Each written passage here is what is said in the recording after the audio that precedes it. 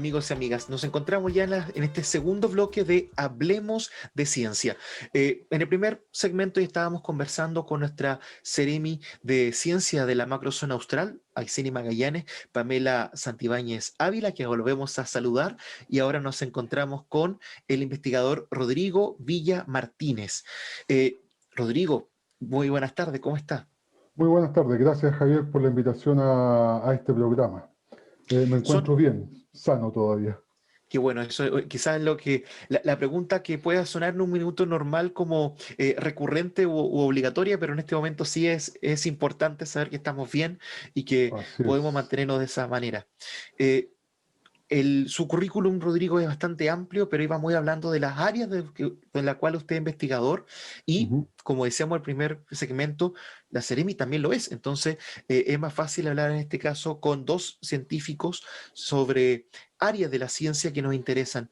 Pero nos quedó pendiente una pregunta en el primer bloque, que es que nos decía que hay 5 Ceremis de ciencia en el país y están las regiones en macrozonas, pero la pregunta es, ¿Aysén y Magallanes es solo una vinculación de que son de regiones contiguas o tienen algo que ver entre ellas dos para cómo se hace ciencia?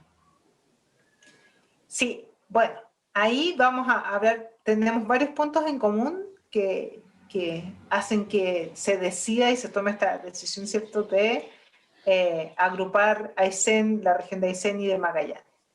Pero primero quiero destacar que ambas regiones corresponden a 1/3 del territorio nacional, ¿ya? Y eso ya es relevante. Somos 1/3 del territorio nacional, ¿ya? Lo cual en área y diversidad y superficie es bastante, ¿cierto? Y ahora este tercio del territorio nacional tiene muchísimas cosas en común medioambientalmente hablando, ¿cierto? Estamos hablando de fiordos, de glaciares, de zonas prístinas, de islotes, de corrientes, de la condición atmosférica igual, algo que es propio de esta región. Entonces, si hablamos de ecosistema y de los ambientes naturales donde estamos insertados, son ambientes muy cercanos y eso es debido a su geografía.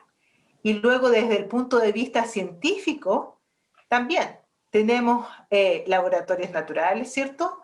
Áreas prioritarias de investigación a nivel global, que quiere decir que no solamente los científicos de Chile estamos interesados en entender estas áreas para el beneficio de las personas, sino que conocer, entender distintos elementos de esta área y de estas ambas regiones nos permiten entender qué es lo que está pasando globalmente, ¿ya? Tenemos muchos sensores naturales, tanto bióticos como abióticos, organismos que nos dicen qué es lo que está pasando, son indicadores y nos dicen que hay cambios, y también abióticos como glaciares, ¿cierto?, que son sensores de los cambios en temperatura. Entonces, tenemos geográficamente, medioambientalmente, muchísimas cosas en común. Somos 1/3 del territorio nacional y además globalmente somos de interés porque este pedazo de tierra es el único presente a esta latitud, ¿cierto? Luego no tenemos otro continente, estamos rodeados de mar. Y además tenemos esta cercanía al continente antártico, que es otra de las características. Y luego, científicamente, ambas regiones solo cuentan con una universidad estatal, ¿ya? La Universidad de Magallanes, una universidad ya de mayor tiempo, ¿cierto? Hace poco se celebraron su cumpleaños número 60, si no estoy equivocada. Y, Sí. bien, y la Universidad de Aysén tiene su primera universidad que tiene 5 años, ¿ya? Y nuestro sistema o nuestro ecosistema de ciencia, tecnología, conocimiento e innovación se caracteriza por ser asociativo, tener que tener links internacionales y nacionales para poder desarrollarse, porque carecemos de infraestructura científica, tenemos bastante poco equipamiento científico, y nuestros científicos son pocos, pero eficientes, ¿ya? Son capaces de ambas regiones de capturar y competir con científicos que, entre comillas vamos a decirlo, tienen de todo en otras regiones. Entonces, todas esas son las similitudes que hicieron que esta macrozona sea la región de Aysén y Magallanes. Gracias, Jeremy. Tenemos hartas cosas en común entonces como Patagonia y no solo la latitud, justamente como usted bien mencionaba. Antes de entrar de lleno en el tema de la investigación y la divulgación científica en este Magallanes como laboratorio natural, me gustaría, Rodrigo, que nos cuente, y también le preguntar a usted, Jeremy, ¿cuáles son sus áreas de investigación? Porque la ciencia, como conversamos en el primer segmento, es muy amplia, tiene muchas áreas, pero ¿cuáles han sido las que ustedes han llegado los ha llevado a investigar? Rodrigo, por favor. Gracias, Javier. Antes de comenzar la respuesta, quería recordar también a ustedes que Aysén y Magallanes se encuentran dentro de la región subantártica. Por lo tanto, desde esa perspectiva, comparten muchas cosas en común. Todas las que mencionó Pamela son válidas, digamos, en esta área subantártica, no tan solo patagónica, sino que subantártica, que es otro concepto que está muy vinculado y que ha sido bastante discutido en la literatura. Respecto a las áreas de trabajo, yo soy de origen biólogo, me gustan las plantas, soy botánico, y me dediqué a reconstruir el ambiente del pasado, una disciplina que lleva por nombre paleoecología, y para reconstruir los ambientes del pasado usamos varios indicadores. Parte de lo que ha dicho Pamela recién tiene que ver con eso. Usamos ciertos indicadores, en mi caso particular, uso el polen de las plantas que está contenido en ciertos depósitos como lagos o pantanos, lo estudiamos y podemos reconstruir entonces cómo ha cambiado la vegetación y el clima a través del tiempo. Particularmente mi interés tiene que ver con cómo ha evolucionado este ecosistema subantártico, no tan solo la vegetación, sino el clima, y también elementos de perturbación como volcanismo y fuego, cómo ha evolucionado entonces desde que terminó la última glaciación en estos sectores. Y es algo con lo cual quería referirme más tarde, después, cuando hablemos de laboratorios naturales. Perfecto. Pero básicamente eso es, muy resumidamente. Perfecto, gracias, Rodrigo. Y Jeremy, su caso, ¿cuál ha sido su área de investigación? Mi caso es complejo. Bueno, podríamos decir que la definición más simple es ecología microbiana de la criósfera. ¿Ya? Y ahí tenemos criósfera, quiere decir todo el componente congelado, donde encontramos agua congelada del planeta. Entonces tenemos glaciares, casquetes polares,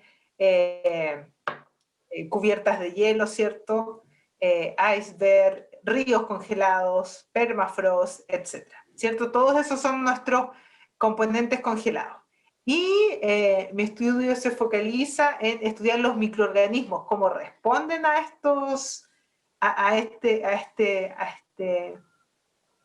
esta criósfera, ¿cierto? Y a los cambios que suceden en ella, si es que tenemos distintos tipos de hielo, hielo que se forma por congelación, que es desde agua, ¿cierto? Desde estado líquido a sólido, o hielo que se forma por metamorfismo, y es que tenemos copos de nieve que se van apretando con el tiempo, la presión y la temperatura hacen que se forme este otro tipo de hielo. Entonces, cómo los microorganismos responden y cómo viven y habitan, si es que habitan también, este nuevo ecosistema y estos ambientes. Pero también, dentro de esta misma área, trabajo con testigos de hielo profundo y cortos, en Antártica como en las montañas, para usar a los microorganismos, primero ver si se pueden ser usados como bioindicadores, ¿ya? Porque sabemos que los microorganismos son esenciales para la vida en la Tierra. De hecho, son claves para el funcionamiento de esta. Y ese es más o menos el área de trabajo. Gracias, Seremi. Quedó pendiente algo de lo que ustedes mencionaban del primer segmento también, cuando hablamos someramente de la divulgación, porque un camino es justamente el hacerse cargo de la investigación, pero ¿cómo sus resultados, sus investigaciones, sus trabajos se dan cuenta, cómo se le cuenta al público general, cómo se le cuenta a la comunidad científica? Por favor, cuéntenos ustedes cómo se hace ese proceso, Rodrigo. Eh, ha, ha sido muy discutido a nivel global cómo se puede entregar o bajar, que a la gente le gusta llamar ese término, bajar lo que hacen los científicos, la escritura de papers, las publicaciones, bajarla a un nivel que sea comprensible para las personas que no están vinculadas a este ambiente. Cuando yo era estudiante comenzamos en botánica en la Universidad de Chile a hacer charlas y a hacer divulgación, como correctamente tú lo mencionas, de la ciencia. Y hicimos siempre charlas. Esa fue una manera. Yo con el correr del tiempo lo que hago es las mismas charlas, las mismas diapositivas que presento a mis colegas, las presento también a público general. Y no con el fin de que no entiendan, sino más bien de culturizar el lenguaje científico para crear un lenguaje común que nos permita comunicarnos. De hecho, yo he hecho charlas en distintos sectores sociales. Por supuesto, la mayoría de ellas son en colegios, pero también he ido a dar charlas a la cárcel de Punta Arenas. Y me ha ido muy bien con los estudiantes que tienen ahí en la cárcel. Si definimos de manera correcta, sin tanto concepto, la gente puede entender mucho más allá de lo que uno piensa. Y así me ha ido muy bien haciendo charlas en distintos lugares. Gracias, Rodrigo. Y Seremi, su caso en divulgación, ¿cómo se ha realizado? Bueno, ahí como decía Rodrigo, este es un caso de estudio también, ¿cierto? Es una línea hasta de investigación y creo que aquí recalcar, no son solo los científicos los que tienen la obligación ni el deber de divulgar, ¿ya? Sino que hay personas especialistas que poseen herramientas y que son traductores y saben cómo entregar la información, ¿ya? Entonces, no es solo una dependencia desde los científicos a la comunidad. No, tiene que haber un traspaso de esa información. Pero algo también bastante importante y que no se discute con el mismo énfasis es que, y que sabemos como país que tenemos el porcentaje de científicos o de personas que se dedican a la investigación, ¿cierto? Porque no es solamente el científico que tiene el doctorado, sino que tenemos magíster, técnicos, estudiantes de posgrado, estudiantes de pregrado que trabajan como asistentes, laboratoristas, etc. Es un gran grupo de gente que trabaja en investigación.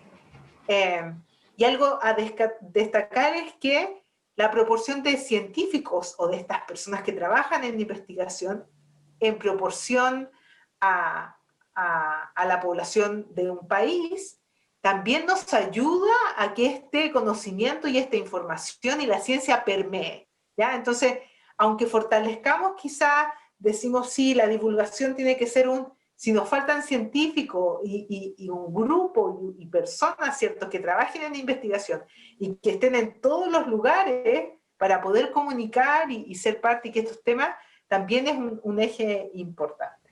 Pero en eso, es parte de este ecosistema de ciencia, tecnología, conocimiento e innovación. Así es. Si me permite, Javier, yo pienso que las personas que trabajamos en ciencias, como bien recalca Pamela, tenemos un deber social. Un deber social porque el Estado nos entrega fondos para hacer investigación y generar mayor conocimiento. Por lo tanto, en ese rol social los científicos debemos difundir, entregar también lo que hemos generado al resto de la población. Entonces es un deber social también. Muchas gracias. Quedó pendiente, ya lo decías tú, Rodrigo, el explicar qué es un laboratorio natural. ¿Por qué Magallanes es un laboratorio natural? Por favor, démosle paso a Ya, ese tema. sí, mira, un laboratorio natural es, o se ha definido en la literatura y a distintos niveles como un espacio geográfico que es delimitado y que posee ciertas características o rasgos que son únicas y son irrepetibles en otras latitudes. Es un concepto de unicidad, ¿ya? Y en aquellos lugares, además, que pueden preservarse en estado de un nivel bajo de intervención humana. Y, por lo tanto, dada esta característica, es posible observar o poner a prueba cierta hipótesis sobre los procesos naturales que nos interesan a los científicos, ya sea porque están ahí o por los efectos que se manifiestan en ese territorio. ¿Ya? Entonces, ya hemos conversado de estas cosas desde que estoy presente con Pamela, hizo énfasis en la unicidad de nuestro territorio regional, de la macrozona, hizo énfasis Pamela, o sea, la región subantártica, porque una es, no tenemos un sistema paralelo en el hemisferio sur similar al nuestro, o sea, porque como enfatizó ella, somos el único trozo de tierra al sur de los 44 grados de latitud sur, o sea, 45 grados, eso es Coyhaique más o menos, al sur de Coyhaique, en el globo terráqueo, en este hemisferio, no hay otro pedazo de tierra, o sea, somos lo único que hay. Y desde mi perspectiva, en particular, constituimos un laboratorio natural porque uno puede hacer experimentos y puede observar los resultados de esos experimentos. Desde la paleoecología, ¿cuál fue ese experimento? Si hubiéramos tenido un ser supremo mirando el globo, y habría dicho, ¿qué ocurre con la biota si bajamos la temperatura del planeta y generamos grandes capas de hielo que cubran parte del territorio? ¿Qué pasa con la biota? ¿Qué pasa con el clima? ¿Qué pasa con la distribución, los flujos génicos de las especies? Un montón de preguntas. ¿Qué pasa si ese periodo de frío, de expansión de glaciares, dura 100.000 años? Lo calentamos y vemos cómo se produce la colonización de la biota posterior a ese evento. Lo que estoy hablando es sobre las glaciaciones del Cuaternario, que han ocurrido recurrentemente durante los últimos 2,6 millones de años, y tenemos el privilegio de vivir en una zona como Magallanes, la región subantártica, en que las evidencias de las glaciaciones las caminas por las calles de Punta Arenas. Si tú caminas por Independencia, puedes ver que efectivamente el camino se va elevando, va subiendo, ¿cierto? Y hay variaciones. Ya, esas variaciones corresponden a morrenas que dejaron los glaciares durante la última glaciación. Entonces tú podrías pararte en la esquina de Independencia con la siguiente España, la siguiente es Centeno, por ejemplo. En Centeno con Independencia. Te paras ahí y tú dices, el glaciar estuvo aquí hace 17.000 años. No es lo mismo caminar por una calle que no tiene esa historia. ¿Te fijas? O seguir caminando un poco más y decir, oh, esta es la última glaciación y el hielo, si estás parado en Laguna Lynch, por ejemplo, y tú miras hacia Tierra del Fuego, tú dices, todo esto fue cubierto por el glaciar, por un mega glaciar, por el campo de hielo patagónico, durante la última glaciación. O si vas camino pasado al aeropuerto y ves el campo de Drumlins, no es trivial, porque tú ves que pasó efectivamente el glaciar y puedes reconstruir la historia en ese momento. Entonces, desde mi perspectiva, yo puedo ver los resultados de un experimento natural. Y por eso me tienes trabajando en la región y por eso llegué a trabajar ahí, para poder ver y estudiar los resultados de esos experimentos naturales. Pero además, otro experimento natural es qué pasa si ahora que la vegetación, la biota se recuperó, qué pasa si calentamos. El resultado de ese experimento fue extinción de la fauna pleistocénica. ¿Qué pasa después si hago que llegue humanos, nuestra especie, a esta zona? ¿Cómo van a relacionarse con el paisaje? Bueno, llegaron los colonizadores, destruimos el paisaje y eso lo podemos reconstruir utilizando los indicadores, no tan solo los que mencionó Pamela, que por cierto también se observan, sino que en muchos otros indicadores y podemos ver cómo evolucionan los lagos o por qué se están secando ciertos lagos en la región, etcétera. Entonces, desde esa perspectiva, para mí como paleoecólogo, la región subantártica, Magallanes en particular, representa un verdadero laboratorio natural donde yo puedo poner a prueba todas las hipótesis sobre circulación atmosférica y sobre calentamiento global actual. O sea, somos centinelas de los cambios, centinelas para los cambios climáticos que han ocurrido durante los últimos 2 millones de años por lo menos. No, es más, porque además tenemos cementerios de ictiosaurios y tenemos otros hitos sobre historia natural, sobre resultados de experimentos naturales. Estamos en una región privilegiada, básicamente. Gracias, Rodrigo.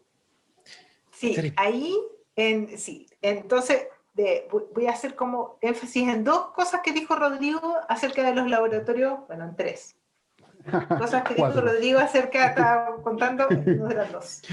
Dos cosas. Uno, cierto, dijo que los laboratorios naturales eran únicos y que no, el componente de humanos era bajo o nulo, ¿ya?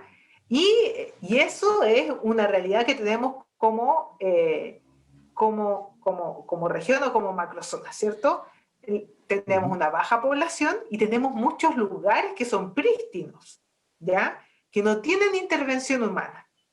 ¿Y por qué nos molesta o por qué buscamos lugares sin intervención humana?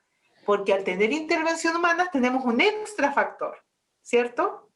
Y con ese factor, cuando hacemos estudios, tenemos que ajustarlos al factor de tener presencia humana. Por ejemplo, podríamos irnos al extremo de estudiar comunidades microbiológicas en Yellowstone, ¿ya? Donde tenemos termas, o también en Atacama, donde hay estos hot springs, donde hay estas termas muy calientes, ¿cierto? O ácidas, en donde por su condición no hay humanos, ni siquiera animales mayores, ¿ya? Lo cual nos permite estudiar muy específicamente cómo son las interacciones de microorganismos, porque no nos las veríamos en otro lado, ¿ya? Lo otro, entonces, esto de tener laboratorios naturales con baja población nos permite tener adquirir un conocimiento, obtener información de un lugar con menos perturbaciones. Entonces, esa es la gracia de que un laboratorio natural, además de ser único, la perturbación humana tiene que ser baja, porque tenemos menos error. Y algo nos permite tener mayor claridad y ajustar la observación, ¿cierto? Pero algo interesante pensando en qué es hacer ciencia y cómo se hace y los métodos que usamos, ¿cierto? Nosotros observamos, luego con esta observación la ponemos a prueba con el método científico, y luego con ese método científico esta observación pasa a ser datos, y esos datos se analizan y son una información clara con una interpretación, y después esa la tomamos para hacer evidencia, tenemos evidencia, ¿cierto? Esa información nos permite tomar mejores decisiones. Y Rodrigo habló mucho del pasado, ¿ya? Entonces la gente después en la casa siempre se pregunta, ¿y a mí qué me importa el pasado? ¿Qué me importa qué pasó con el lago? O cosas así. Pero en este momento en este momento estamos en una crisis sanitaria, pero además tenemos una crisis climática. Así es. Y estamos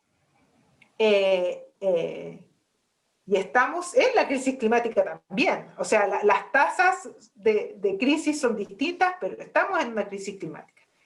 Y todo el conocimiento del pasado, contar lo que nos decía Rodrigo, qué pasa cuando pones por 100.000 años, enfrías el planeta y después después en cerca de 9.000 años calientas el planeta a una tasa más rápido y después lo mantienes caliente por 20.000, ¿qué pasa, cierto? ¿Cómo se comportan las especies?